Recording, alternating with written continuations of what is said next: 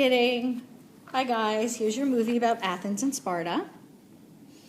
As you know, your homework is to make a Venn diagram using the Tools for Students app.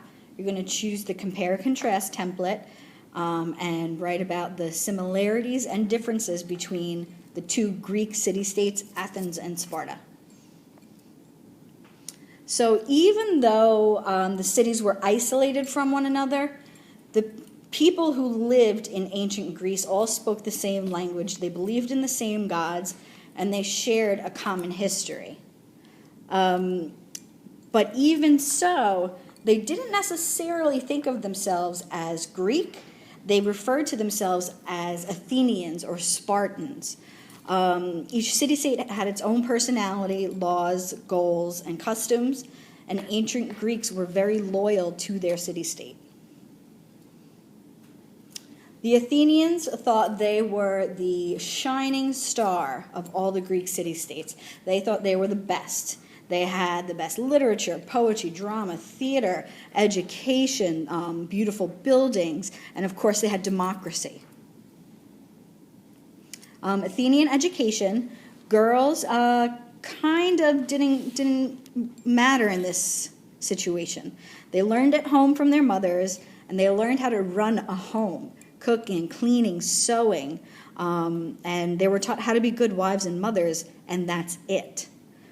Boys were also taught by their mothers, but when they reached the age of 7, they were sent to school every day. And they learned drama, public speaking, reading, writing, math, music, science, and politics. When they turned 18, they would attend 2 years of military school. So the goal of Athenian education was to create strong and smart citizens. Athenian economy, we know the land around Athens did not provide enough food for the Athenian people, so their economy was based on trade. It really helped that they were near the sea and they had a great harbor. And to make trade easier, they used coins. And if you don't know, that is the duckmobile, the vehicle that drives on the streets and then floats in the water. Athenian government, each city-state would choose its own form of government, and in Athens, they chose direct democracy. Citizens were free men over the age of 18, and women and slaves were not allowed to become citizens. The Council of 500 was a group of citizens that suggested laws and ran the day-to-day business of Athens.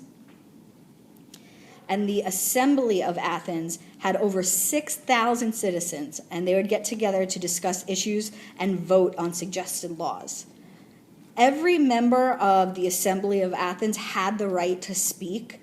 They only had a certain amount of time, and they couldn't go over that time, but they were very proud of the freedom that they had, and they enjoyed taking part in their government. Athenian women, women were not allowed to be citizens. They did not have a lot of freedom. They spent their days in the household raising the children, and Athenian women were never left. They never left the house alone. They were not allowed to be out on their own. Sparta! Life was very different in ancient Sparta. The Spartans were proud, fierce, capable. Both men and women were tough, and the Greeks admired strength. Spartan education. Boys were taken away from their parents at the age of 7, and they moved to soldiers' barracks and lived a very harsh life.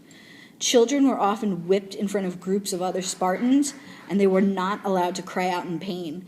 In fact, when Spartans had children, if they sensed any weakness in the child, they would leave the baby on a mountain to die. Spartan children, they learned how to be cunning, they learned how to lie and to cheat and steal, and how to get away with it. As adults, Spartan men did not live with their families. They still lived in those soldiers' barracks. They were allowed to visit their families. But the goal of Spartan education was to create strong warriors. The Spartan economy relied on farming and on conquests of other people. But again, there wasn't a whole lot of land. So when necessary, Spartans took land from their neighbors, and then they forced those neighbors to work for Sparta.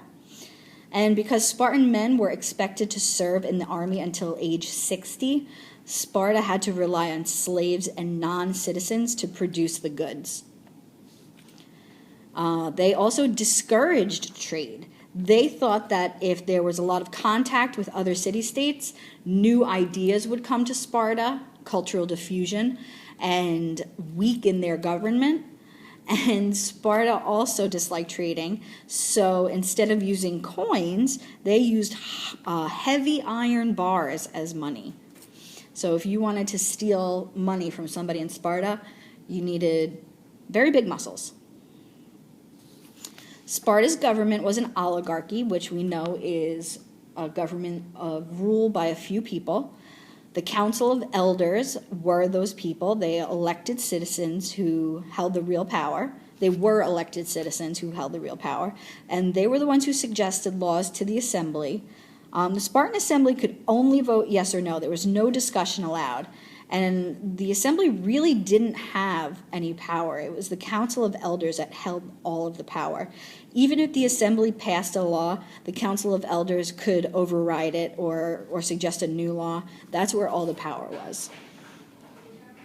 And Spartan women, they went to school to learn how to fight.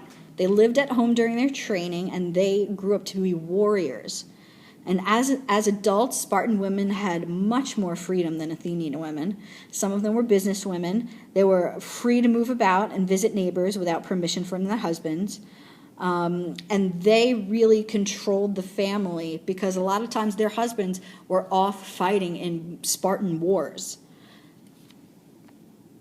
And that's all I have for Athens versus Sparta. I would like to put a shout out to Kayla and Adi, telling you that they are awesome because they cleaned up the lunch table today. Thank you, Kayla and Adi. Bye.